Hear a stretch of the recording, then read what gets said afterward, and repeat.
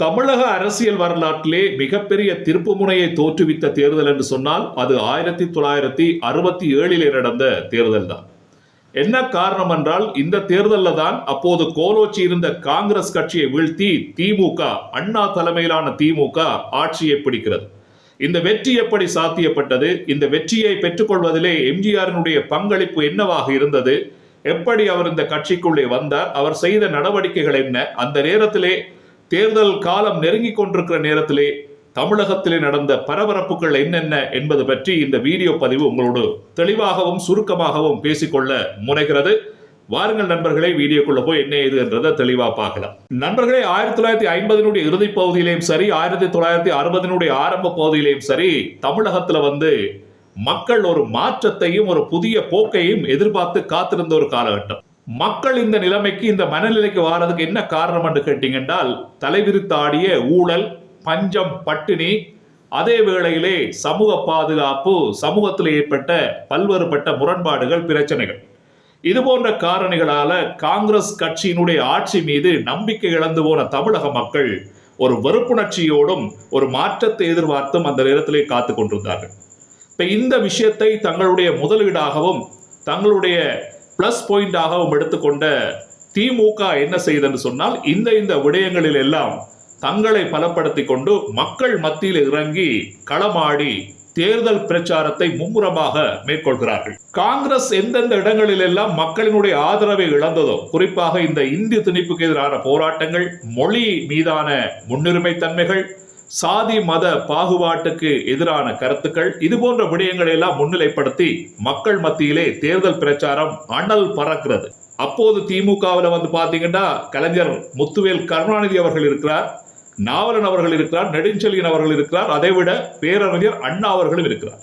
இவர்களுடைய கருத்துக்கள், இவர்களுடைய சிந்தனைகள், இவர்களுடைய தேர்தல் பிரச்சாரங்கள் என்பது மக்கள் மத்தியில எப்படி போய் சேர்ந்திருக்கும், மக்களை எப்படியெல்லாம் தூண்டி இருக்கும், எப்படியெல்லாம் மக்களை சிந்திக்க வைத்திருக்கும் என்றதை நான் சொல்லித்தான் தெரியணும் என்றது இல்லை. இது போன்ற சிந்தனையாளர்களுடைய கருத்துக்கள் மக்கள் மத்தியிலே இலகுவாக போய் சேர்ந்தன, எல்லோரையும் சிந்திக்க தூண்டின. மக்களை மெல்ல மெல்ல திமுகவின் பக்கம் இவர்களுடைய தேர்தல் பிரச்சாரங்கள் ஈர்க்க தொடங்கியது.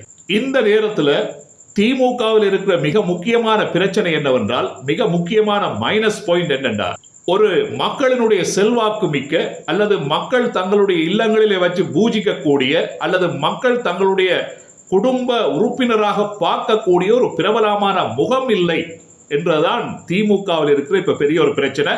இந்த விஷயம் அண்ணா அவர்களினுடைய மைண்ட்ல அடிக்குது. இப்படியான ஒரு நபர் ஒருவர் எங்களுடைய கட்சியில இல்லையே என்று சொல்லி அவர் சிந்திக்க தொடங்குகிறார். இந்த தருணத்தில் தான் கலைஞர் முத்துவேல் கருணாநிதி அவர்கள் ஒரு முன்னகர்வை மேற்கொள்கிறார். அவர் ஏற்கனவே இதற்கு மிக பொருத்தமானவர் அல்லது இந்த கட்சிக்குள்ள அண்ணா எதிர்பார்க்கிற நபர் என்று சொன்னால் அது எம்ஜிஆர் தான் என்றதை முன்கூட்டியே அவர் கணித்து வைத்திருந்தார். அதாவது திமுக எதிர்பார்க்கின்ற அந்த மக்கள் ஈர்ப்பு சக்தி கொண்ட அந்த பிரபலம் எம்ஜிஆர் தான் என்றதை கலைஞர் கருணாநிதி அவர்கள் பல ஆண்டுகளுக்கு முன்னரே கண்டுபிடித்திருந்தார். இந்த காலம் என்று சொன்னால் கருப்பு வெள்ளை படங்கள் வெளிவந்த ஒரு காலகட்டம். எம்ஜிஆருடைய கருப்பு வெள்ளை படங்களான மருதநாட்டு இளவரசி, மலைக்கள்ளன், மந்திரி குமாரி போன்ற திரைப்படங்களுக்கெல்லாம் கதை வசன கர்த்தாவாக வேலை செய்த அந்த படங்களினுடைய வெற்றிக்கு மிக முக்கியமான வித்திட்டவர் யார் என்று சொன்னால் கருணாநிதி அவர்களை சொல்லலாம். அவை அந்த படங்களில் வேலை செய்கிற காலத்தில் இருந்தே இருவருக்கும் இடையில நல்ல நட்பு இருந்தது. அந்த காலத்துல இருவரும் நல்ல நெருங்கி பழகி கொண்டிருந்தபடியினாலே இலகுவாக கருணாநிதி அவர்கள் எம்ஜிஆர் அவர்களை டச் பண்ணி திமுகவுக்குள்ளே அழைத்து வருகிறார். பாருங்கள், திமுகவுக்குள்ள எம்ஜிஆரை அழைத்து வரதே கலைஞர் கருணாநிதி அவர்கள் தான். பேரறிஞர் அண்ணாவினுடைய தலைமைத்துவத்திலான திமுகவை எம்ஜிஆர் அவர்கள் ஆதரித்து அவருடைய தலைமைத்துவத்தை ஏற்று இப்ப எம்ஜிஆர் களத்துக்குள்ளே வருகிறார். திமுகவை எம்ஜிஆர் அவர்கள் விரும்புறதுக்கும் அந்த கட்சிக்குள்ள விருப்பத்தோட வாரதுக்கும் 2-3 காரணங்கள் இருக்கிறது. காரணம் என்னன்னா, எம்ஜிஆர் அவர்களும் ஏழை எளிய மக்களினுடைய தோழனாக, அவர்களுடைய நண்பனாக, அவர்களுடைய வாழ்வியல் சார்ந்து பேசுகிற படங்களிலே அதிகமாக நடித்தவர். அநீதியை கண்டு பொங்கி எழுகிற மாதிரியான கதாபாத்திரங்களிலே, திரைப்படங்களிலே நடித்தவர். அவருடைய கொள்கையும் ஏழை எளிய மக்களுக்கு உதவி செய்கிறதாகத்தான் இருந்தபடியினாலே இந்த கொள்கையோட கொஞ்சம் திமுக அந்த காலத்துல இணங்கி போறதால எம்ஜிஆர் அவர்கள் இந்த கட்சியோட ஒரு நெருக்கமான உறவை பேணி மன திருப்தியோடு அல்லது அர்ப்பணிப்போட அந்த கட்சிக்காக வேலை செய்கிற ஒரு மனப்பாங்கை உருவாக்கியது. புரட்சி தலைவர் எம்ஜிஆர் அவர்கள் 1953ஆம் ஆண்டில் இருந்து திமுகவினுடைய மிக முக்கியமான பிரச்சார புள்ளியாக, பிரச்சார பீரங்கியாக களத்துக்கு வருகிறார், மக்களை சந்திக்கிறார், தேர்தல் பிரச்சாரங்களிலே ஈடுபடுகிறார். பிரச்சார நடவடிக்கைகளில் எம்ஜிஆர் அவர்கள் ஈடுபடுகிற போது மக்கள் இலகுவாக ஈர்க்கப்பட்டு திமுக பக்கம் சாயத் தொடங்கினார்கள். அதே போல எம்ஜிஆர் அவர்கள் திரைப்படங்களில் நடிக்கின்ற போதும் கூட அதுவே ஒரு பிரச்சார படங்களாக அமைந்து போனன. இதை பார்த்து இப்ப மக்கள் திமுகவின் பக்கம் படையெடுத்து வர ஆரம்பித்து விட்டார்கள். திமுகவினுடைய வளர்ச்சி மெல்ல மெல்ல உயர்ந்து கொண்டு போற இந்த சந்தர்ப்பத்தில் 1957 நடந்த சட்டமன்ற தேர்தலில் திமுக ஒரு குறிப்பிடத்தக்க ஒரு அரசியல் ரீதியான வெற்றியை பெற்றுக் கொள்கிறது. அதாவது ஆட்சி வெற்றி அல்ல, அரசியல் ரீதியான ஒரு வெற்றி.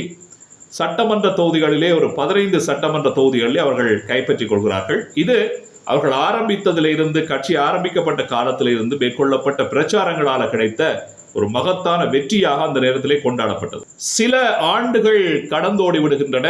1967 பிப்ரவரி மாதம் தேர்தல் அறிவிப்பு வருகிறது. இந்த அறிவிப்பு வந்ததன் பிறகு தமிழகத்தினுடைய அரசியல் களம் என்பதும் தேர்தல் களம் என்பதும் எரிபற்றி நிலைக்கு மாறுது. அவ்வளவு பரபரப்பு, அவ்வளவு விறுவிறுப்பு, தேர்தல் களமே சூடு பிடித்திருக்கிறது. இந்த தடவை திமுகவா காங்கிரஸா, கட்சிக்குள்ளே வந்திருக்கின்ற எம்ஜிஆரா அல்லது அங்காளி பக்கம் இருக்கின்ற எதிர்கட்சியா என்ற அடிப்படையில் மக்கள் பரபரப்பாக இந்த தேர்தலை உற்று நோக்க தொடங்கினார்கள். இந்த பரபரப்புக்கெல்லாம் இன்னும் ஒரு முக்கிய காரணம் இருக்கிறது. எம்ஜிஆர் அவர்களினுடைய பெயர் வேட்பாளர்கள் பட்டியலிலே சேர்க்கப்பட்டு அவருக்கும் ஒரு தொகுதி, அதாவது பரங்கிமலை தொகுதியை அவருக்காக ஒதுக்கி இந்த பட்டியலும் வெளியாகிறது. ஆகவே இதன் காரணமாக ஒரு பிரபலம் வந்துவிட்டார், அந்த நேரத்தில் கோலோச்சி கொண்டிருந்த ஒரு நடிகர் வந்துவிட்டார் என்று சொல்லி இப்ப தேர்தல் களம் பரபரப்பாகி கொண்டிருக்கிறது. ஆகவே தேர்தல் பரப்புரை கூட்டங்கள் எல்லாம் சும்மா அனல் பறந்து கொண்டிருக்கிறது தமிழகத்துல. இந்த சந்தர்ப்பத்தில் தேர்தல் நடக்கிறதுக்கு ஒரு மாதத்துக்கு முதல்ல எம்ஜிஆர் அவர்கள் எம்.ஆர். ராதா அவர்களால எம்ஜிஆரினுடைய இல்லத்திலே வைத்து ஒரு பட விவகார பிரச்சனையில சுடப்படுகிறார். இந்த செய்தி தீயாக பரவி ஏற்கனவே எரிபற்று நிலையில் இருந்த அரசியல் களத்தை இன்னும் பலபடி உயர்த்தி விடுகிறது. எம்ஜிஆருடைய ரசிகர்கள் உடனடியாக வீட்டுக்கு திரண்டு வருகிறார்கள், உருண்டு பிறண்டு அழுகிறார்கள். அவருடைய நலன் வேண்டி சர்வமத பிரார்த்தனைகள் நடக்கிறது. எம்.ஆர். ராதாவினுடைய வீடு உடைக்கப்படுகிறது, தமிழகத்தினுடைய கடைகள் மூடப்படுகிறது. இப்படி ஏராளமான சம்பவங்கள் அந்த நேரத்தில் அந்த தேர்தல் களத்திலே நடைபெற தொடங்கியது. இப்ப சுடப்பட்ட இருவரும் இப்ப வைத்தியசாலையில் அனுமதிக்கப்பட்டு மருத்துவ சிகிச்சைகளை பெற்று வருகின்ற ஒரு காலகட்டமாக இது இருக்கிறது. எம்ஜிஆருடைய குரலும் அந்த நேரத்தில் பாதிக்கப்பட்டு போகிறது. பழைய நிலையில அவர் கதைக்க முடியாத நிலைமைக்கு இப்ப மாறி போயிருக்கிறார். அவருடைய சொந்த தேர்தல் தொகுதியிலே போய் மக்களை சந்தித்து தேர்தல் பிரச்சாரத்தை அவரால் மேற்கொள்ள முடியாமல் இருக்கிறது. அதே வேளையில வேறு தொகுதிகளுக்கு வேறு வேட்பாளர்களின் ஆதரவாகவும் அவரால் தேர்தல் களத்துக்கு போக முடியாத ஒரு சூழ்நிலை இப்ப வருகிறது. இந்த நேரத்துல தான் எம்ஜிஆர் மருத்துவ சிகிச்சை பெற்றுக் கொண்டிருக்கிற போது கழுத்திலே பேண்டேஜ் அடித்தபடி, கைகள் ரெண்டையும் கும்பிட்டபடி இருக்கிற மாதிரியான ஒரு புகைப்படத்தை எடுத்து அதை போஸ்டராக மாற்றி தேர்தல் பரப்புரை கூட்டங்கள், அதே போல பரங்கிமலை தேர்தல் தொகுதி, தமிழகத்தினுடைய எல்லா இடத்திலையும் அந்த போஸ்டர்கள் பரபரப்பாக ஒட்டப்படுகின்றன. மக்களிடம் போய் அது சேர்க்கிறது. ஒரு மிகப்பெரிய அனுதாப அலையை அந்த போஸ்டர் கொண்டு வருகிறது. எம்ஜிஆர் அவர்கள் தன்னுடைய சொந்த தேர்தல் தொகுதிக்கே தேர்தல் பரப்புரை கூட்டத்துக்கு போகாமலேயே காங்கிரஸை வீழ்த்தி அமோகமான ஒரு வெற்றியை பதிவு செய்கின்றார். அந்த தேர்தலில் திமுக 173 இடங்களிலே 234 தொகுதிகளில் 179 இடங்களில் வெற்றி பெற்று ஆட்சி அமைக்கிறது. திமுக முதல் முறையாக ஒரு ஆட்சி வெற்றியை பதிவு செய்கிறது. அண்ணா அவர்கள் தமிழகத்தினுடைய முதலமைச்சராக தெரிவாகிறார். ஆகவே நண்பர்களே, இதுதான் அந்த திமுக 1967 தமிழகத்தில் வெற்றி பெற்று ஒரு திருப்பு முனையை கொண்டு வந்த ஆட்சி அதிகார வெற்றியினுடைய ஒரு சுருக்கமான வரலாறு. ஆகவே இந்த வீடியோ பதிவு பற்றி என்ன நினைக்கிறீங்கன்றதை கமெண்ட்ல பதிவு செய்யுங்க. வீடியோ பதிவு பிடிச்சிருந்தா லைக் பண்ணுங்க. அப்பதான் இது போன்ற சாதித்த மனிதர்களுடைய வரலாற்று கதைகள், வரலாற்று பதிவுகள், அதே போல வினோதமான விசித்திரமான கதைகள் பலவற்றை எடுத்து உங்களுக்கு கொண்டு வந்து தருவதற்கு எனக்கு ஒரு ஊக்கமாக இருக்கும். நன்றி, வணக்கம்.